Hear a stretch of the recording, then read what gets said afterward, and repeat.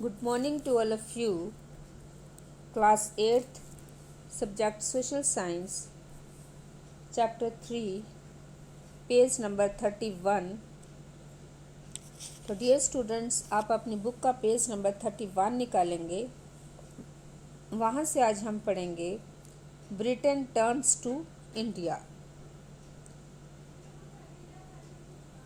Faced with the rising demand for indigo in Europe, the company in India looked for ways to expand the area under indigo cultivation.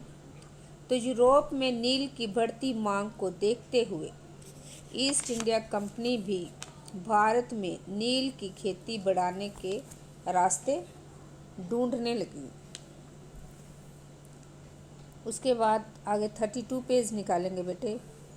वहाँ से हम पढ़ेंगे from the last decades of the 18th century, indigo cultivation in the Bengal expanded rapidly and Bengal indigo came to dominate the world market.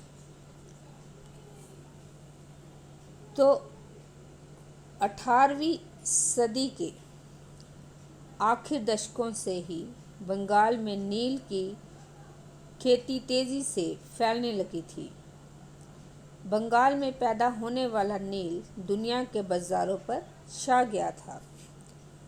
In 1788, only about 30% of the indigo imported into Britain was from India.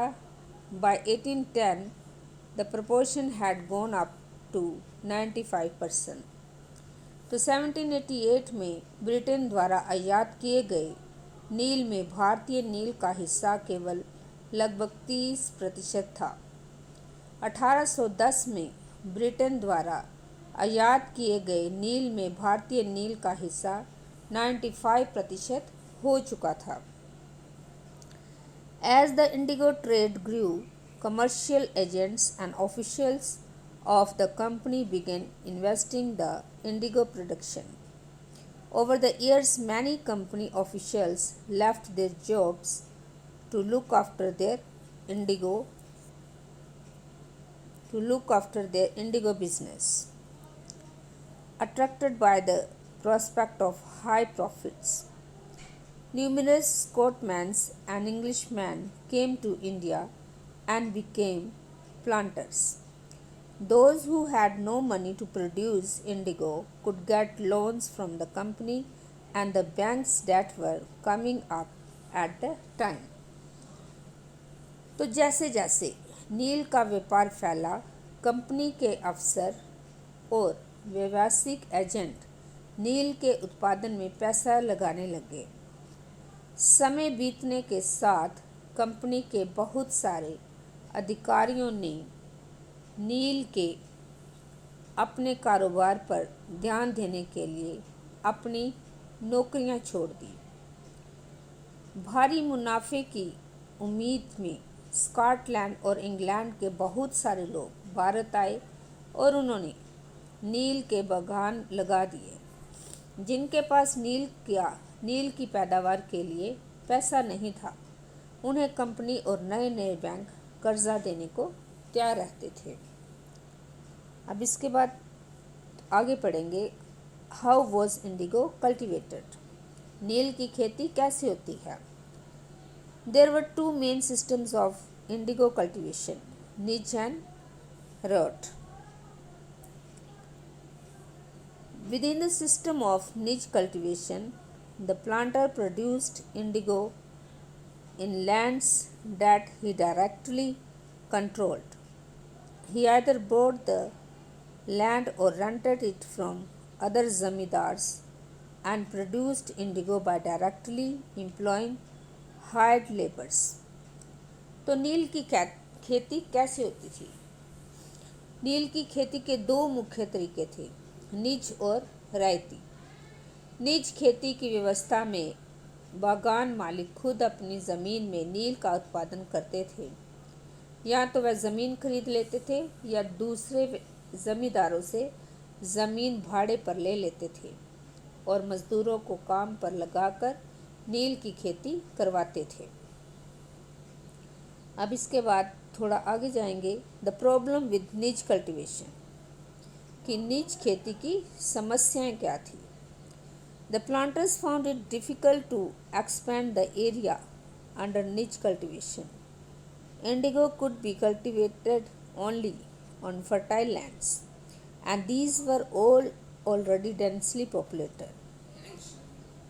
बागान मालिकों को निज खेती का क्षेत्रफल फैलाने में मुश्किल आ रही थी।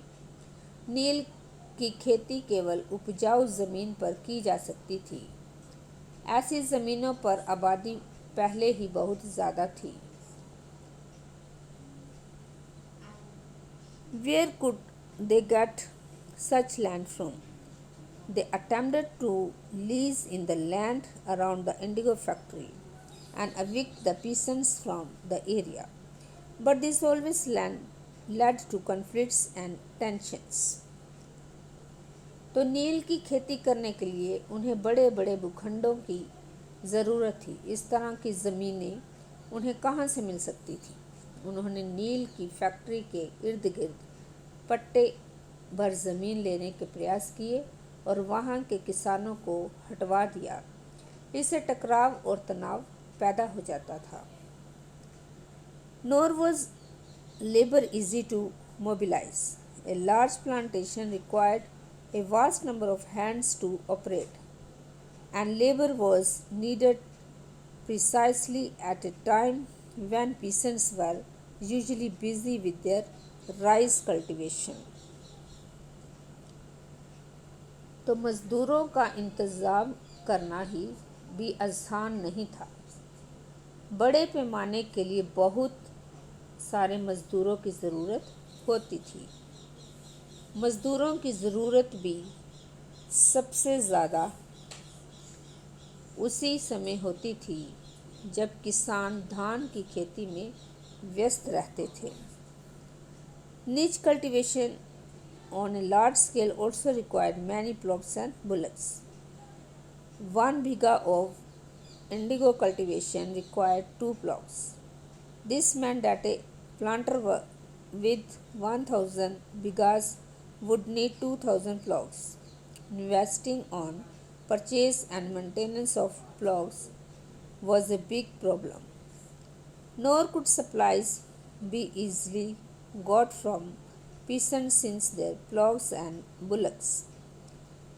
Bullocks were busy on their rice fields, again exactly at the time that the indigo planters needed them. तो मज़दूरों का इंतज़ाम करना भी आसान नहीं था। बड़े बागान के लिए बहुत सारे मज़दूरों की ज़रूरत होती थी। तो 1 बीघा नील की खेती के लिए 2 हल चाहिए होते थे। इसका मतलब ये था कि अगर किसी बागान मालिक के पास 1000 बीघा ज़मीन है तो उसे 2000 हलों की ज़रूरत पड़ती। हलों को खरीदना और उनका रख रखाव एक बड़ी समस्या थी। किसानों से भी हल नहीं मिल सकते थे। उन्हें अपने लिए ही इन चीज़ों की ज़रूरत होती थी। जिस समय नील उत्पादन को ज़रूरत होती थी उसी समय किसानों के हल बैल भी चावल के खेतों में व्यस्त रहते थे। Till the last 19th century, planters were therefore reluctant to expand the area under niche cultivation. Less than 25% of the land producing indigo was under this system. The rest was under an alternative mode of cultivation, the roti system. तो 19वीं सदी के आखिर तक बागान मालिक निज खेती का क्षेत्रफल फैलाने में हिचकिचाते थे।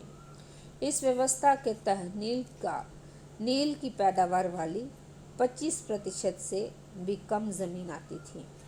बाकी ज़मीन रायती व्यवस्था के अंतर्गत थी। अब उसके बाद है रैयतों की ज़मीन पर नील की खेती की indigo on the land of ryots. Under the ryots system the planters force the ryots to sign a contract and agreement. At times they pressurized the village headman to sign the contract on behalf of the ryots. Those who signed the contract got cash advances from the planters at low rates of interest to produce indigo, but the loan committed the rights to cultivate indigo on at least 25% of the area under his holding. The planters provided the seed and the drill, while the cultivators prepared the soil, sowed the seed and looked after the crops. अब रैयतों की ज़मीन पर नील की खेती।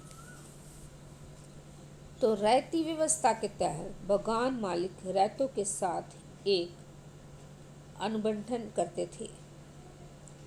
कई बार वह गांव के मुखियाओं को भी रैयतों की तरफ से समझौता करने के लिए बाध्य कर देते थे।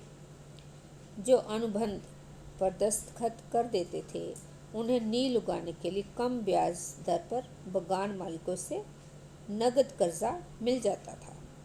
कर्जा लेने वाले रैयत को अपनी कम से कम 25% ज़मीन पर नील की खेती करनी होती थी।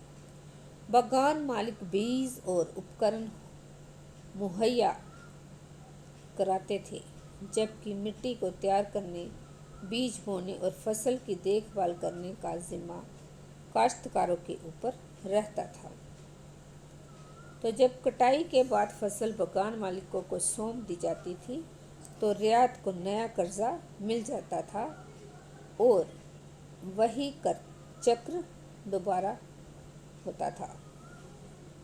तो डियर स्टूडेंट्स, आप इस चैप्टर को जो मैंने आज पढ़ाया है आपको वो दोबारा से घर में पढ़ेंगे और जो उसके मुश्किल वर्ड्स आपको लगते हैं वो कॉपी पे लिख के उसके स्पेलिंग याद करेंगे। Thank you and have a nice day.